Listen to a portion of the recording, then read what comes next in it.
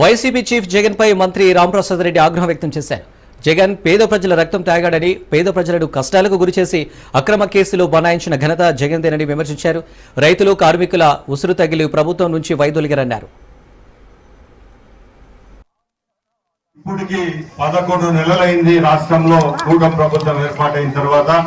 గౌరవనీయులు పెద్దలు మన ఆరాధ్య పూజ్యులు ముఖ్యమంత్రి చంద్రబాబు నాయుడు గారి నేతృత్వంలో ఈ రాష్ట్రంలో సుభిక్షమైన పరిపాలన అందిస్తున్నారు.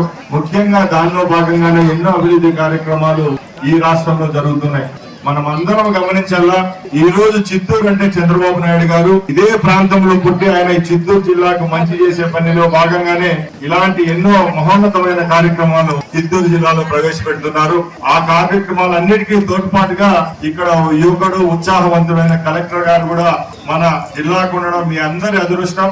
ముఖ్యంగా ఎందుకంటే కలెక్టర్ అంటే ఒక రాష్ట్రానికి, ఒక జిల్లాకు ఒక నాయకుడు లాంటి వాడు. నాయకుడు ముందు చూపుతో ముందుకు తీసుకొని వెళ్తే ప్రజలకైతేనే, రైతులకైతేనే, మన బిడ్డలకు మంచి భవిష్యత్తు ఉంటుంది. కాబట్టి 11 నెలలుగా జిల్లాలోనైతేనే, మన పొంగునూరులోనైతేనే ఎన్నో అభివృద్ధి కార్యక్రమాలు జరుగుతూ వస్తున్నాయి. ముఖ్యంగా చాలా మంది సోదరులు ఇక్కడ ఉన్నారు.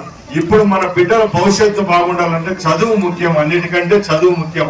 ఈ రోజు ప్రభుత్వాలు ఇస్తున్న పథకాలు ఒకవైపు అయితే, మన బిడ్డలకు మంచి చదువు చదివిస్తే రేపు వాళ్ళు ప్రయోజకులైన తర్వాత ఎంతో మేలు జరుగుతుంది. రాష్ట్రానికి కాదు, దేశానికి కాదు, మన కుటుంబాలకు. ముఖ్యంగా ఆ చదువుకునే భాగ్యం కల్పిస్తుంది ఒక ప్రభుత్వం. ముఖ్యంగా దానిలో భాగంగానే ఈ రోజు ఇక్కడ ఈ బిల్డింగ్